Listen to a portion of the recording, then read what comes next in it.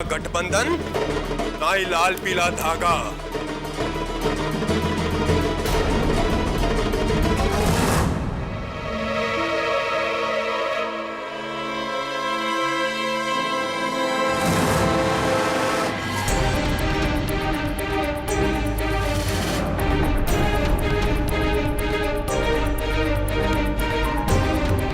आप कह रहे थे ना कि हमें कोई भी बंधन बांध नहीं सकते। देखिए, किस्मत ने हम दोनों को एक दूसरे से बांध दिया है। ये बंधन कैसे टूटेगा?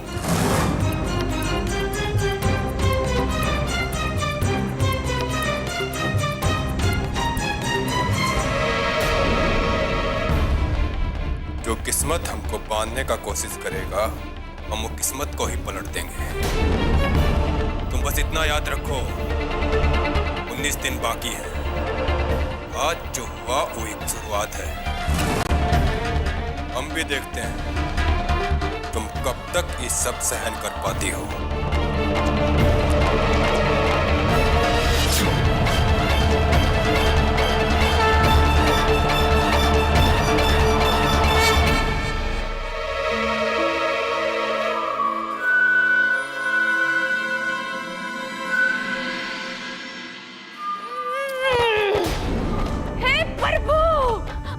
सभी होगा ना हमारा घर में।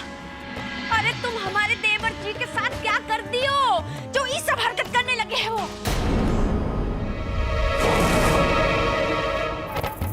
बाबूजी, बाबूजी, बाबूजी, हम कह देते कि घर में बहुत अति हो गया है। अरे एक हमारा छोटा सा बच्चा है, उस पर क्या असर पड़ेगा?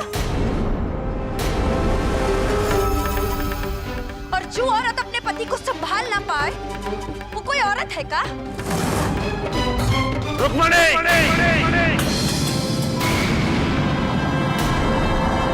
जी ले जाओ इसको। जी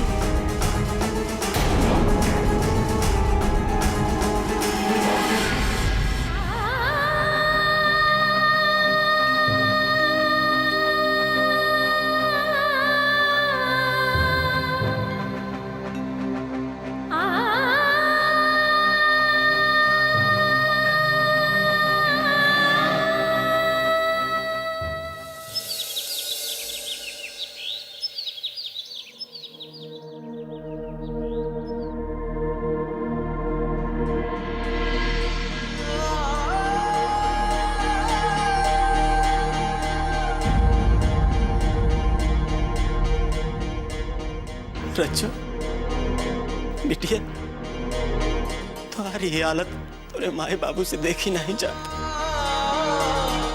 ऐसा लागत है जैसे ही सबके लिए हम ही लोग दोषी। अरे कुछ बोलत काहे नहीं, चुप काहे है बेटी? ये लो चाय पी लो। चाय हुआ छोड़, जल्दी से तैयार हो जा। ठाकुर साहब के यहाँ चले गए ना, ठाकुर साहब अगर मान गए तो तेज बाबू के और बिट्टो के यहाँ अपने घर पे लेके आएंगे। वो कोहबर का रस्म भी तो बाकी है। जा तैयार हो जा। ठीक है, हम रज्जू को खाना खिला के तैयार हो जाते हैं। ठीक। सुनो, ऐसे ही खाली हाथ जाना ठीक नहीं लगेगा। तनी सा मिठाई लिया ना। अच्छा ठीक है, मिठाई लेके आओ।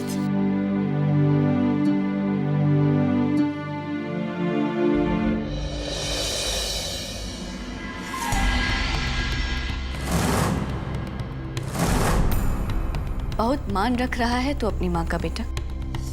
तुमने हमारा सर बहुत ऊंचा कर दिया है। अरे आप ऐसा काहे कह रही है माई? माँ है ना हम तुम्हारी, इसलिए अपने बेटे का सर झुकने नहीं दे सकते। बेटा भले ही अपने माँ के भरोसे का खून कर दे, लेकिन हम तुमको कुछ नहीं बोलेंगे। हम मान मर्यादा का वो कवच भी नहीं हटाएंगे जो एक माँ और बेटे के बीच रहता है। लेकिन हम इतना जरूर कहेंगे बेटा, जैसा एक पत्नी का इज्जत उसके पति के इज्जत के साथ जुड़ा होता है ना, वैसा ही एक पति का इज्जत भी उसकी पत्नी की इज्जत के साथ जुड़ा होता है। तो कम से कम अपना इज्जत के लिए जो कुछ तुम कर रहे हो ना, सब बंद कर दो।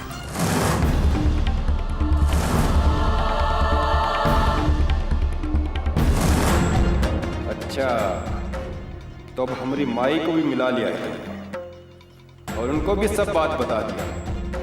बढ़िया दाव खेलो, लेकिन हमारे पलटवार के आगे नहीं ना टिक पाओगी।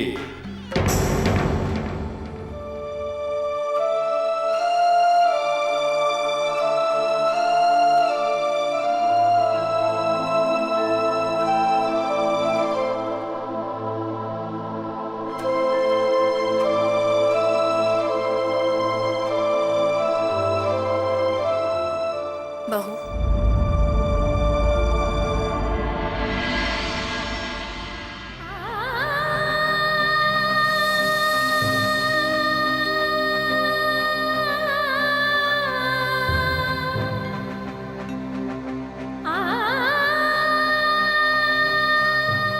बहू, तुमने हमारा तेज का जिंदगी बचाने के लिए जो अग्नि परीक्षा दिया है, उससे हमको कितना तकलीफ हुआ है, ये हम तुमको कैसे बताएं।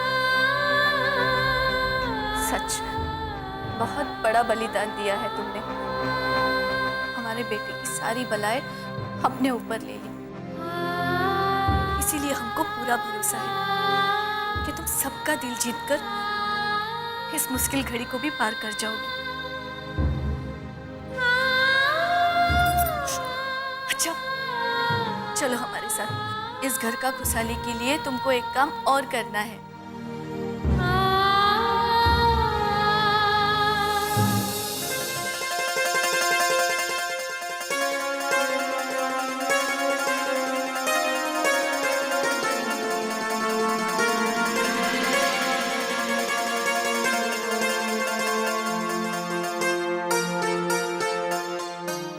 बहू, बहू अन्नपूर्णा का रूप होती है, इसीलिए जब वो घर आती है तो उसके हाथों रसोई में बखीर बनाई जाती है।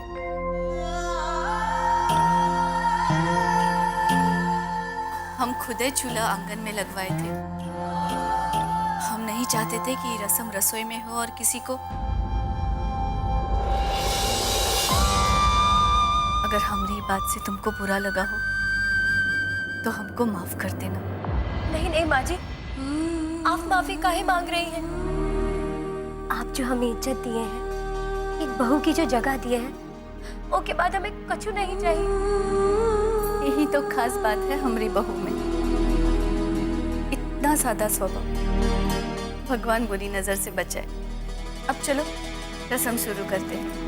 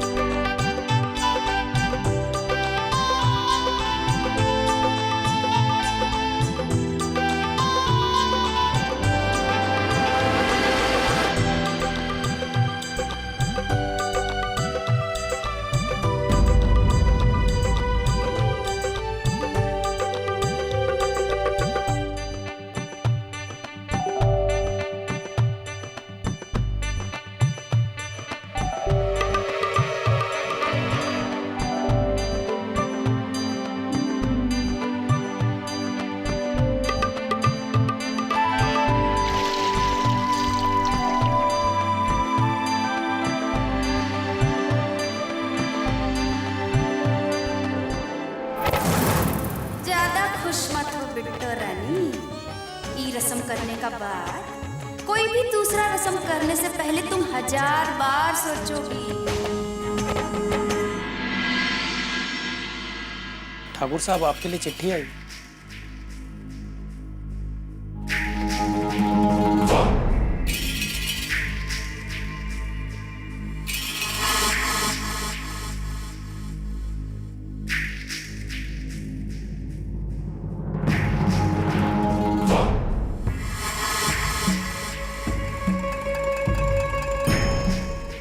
किसका चिट्ठी है बाबूजी?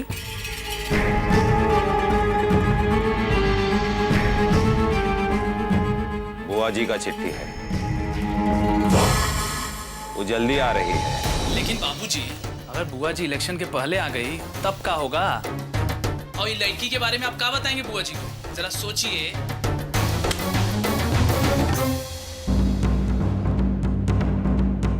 यही बात तो हमरे समझ में नहीं आ रहा है रुद्र कि हम बुआ जी से क्या कहेंगे। कुछ भी हो रुद्र, हमें बुआ जी को यहीं आने से रोकना ही होगा। बाबूजी, नाश्ता लगवा दे? हाँ लगवा दो।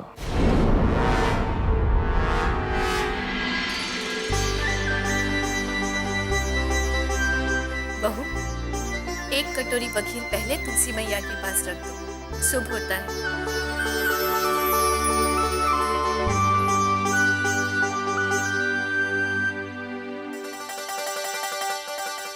चलो।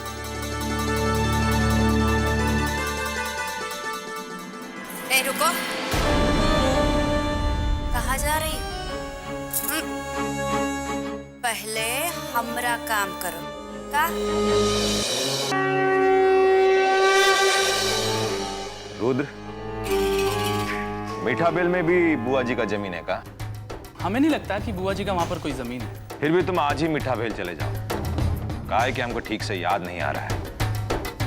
वहां जाओ और वहां का पटवारी से मिलकर बात करो। जी बाबूजी, हम जाकर देखते हैं।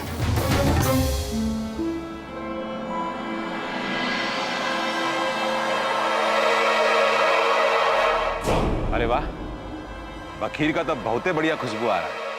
पहले बखीर खिलाओ।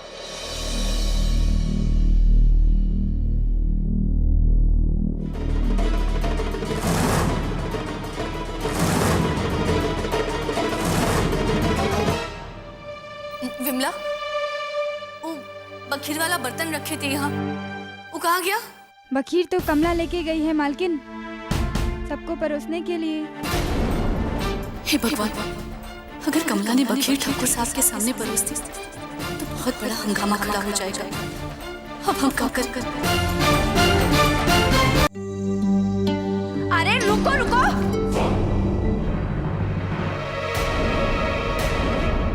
ये क्या कर रही हो? अब बाबूजी वो दक्षिण टोला वाली के हाथ का बना बखीर खाएंगे का?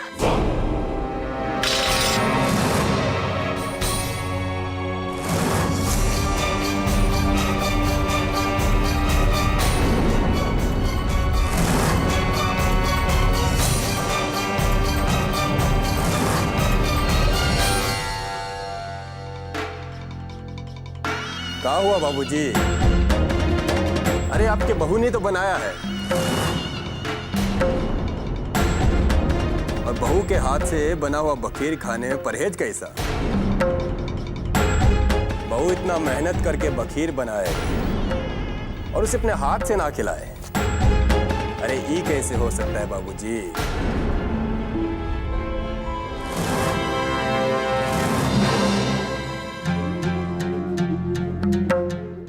अरे आओ, आज ही बखीर तुम अपने हाथों से परोसो। अरे माता जी समझी नहीं यार, आप ही ने तो कहा था कि आदमी का इज्जत उसकी पत्नी से होता है, और तो हम तो फिर अपनी पत्नी को इज्जत ही तो दे रहे हैं। जाओ बहू।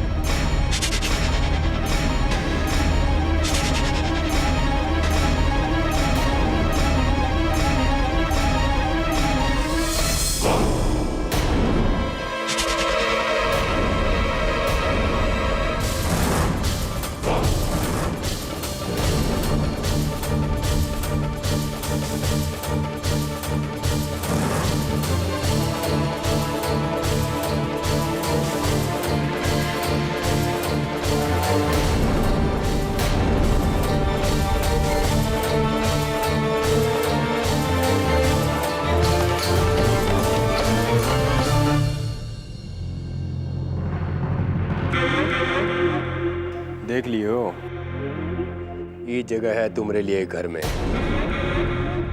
अब भी तुम यहाँ रहना चाहोगी?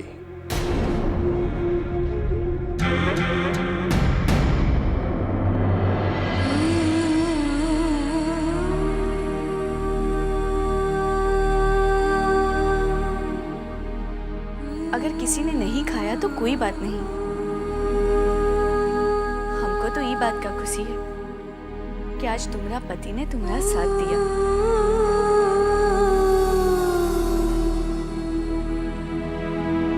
और वैसे भी बखीर पहले पति को खिलाया जाता है।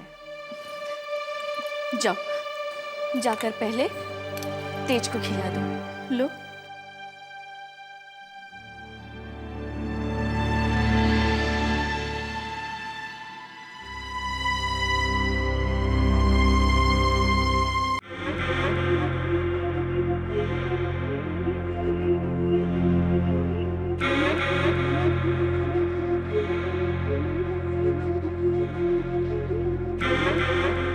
माँ जी ने कहा है बखीर पहले आपको खाना चाहिए।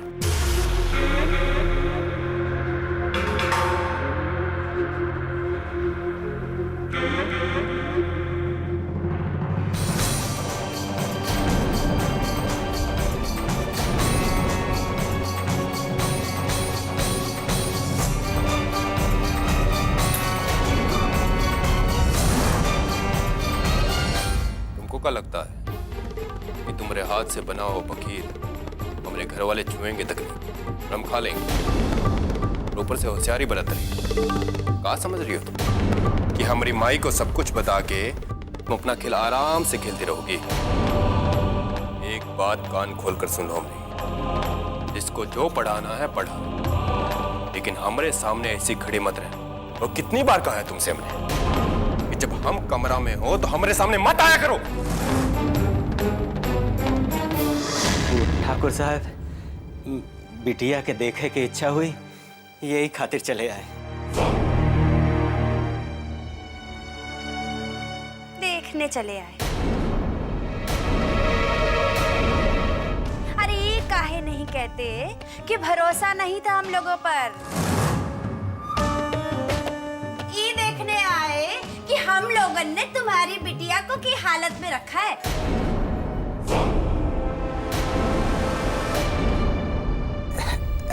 ऐसे काहे कहते हैं छुटकी ठकुराइन? अगर ऐसे समझ में नहीं आता तो मजबूरी में हमको अपना तरीका समझाना पड़ेगा।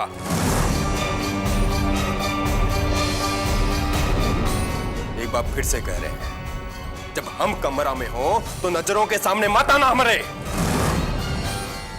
आप सही कहते हैं ठकुराइन, हम लोगन की यहाँ नजर नहीं आना चाहिए।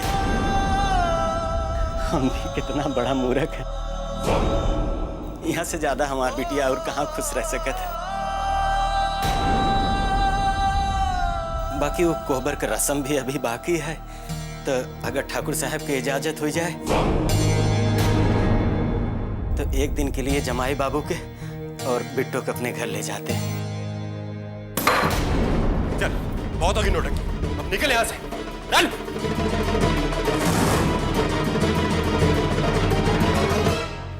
हाँ, ले जाइए अपनी प्यारी बिटिया को और तेज देवर जी को भी, और रखिएगा अपने प्यारे दामाद को दक्षिण टोला में ही। हाँ सुगंधा,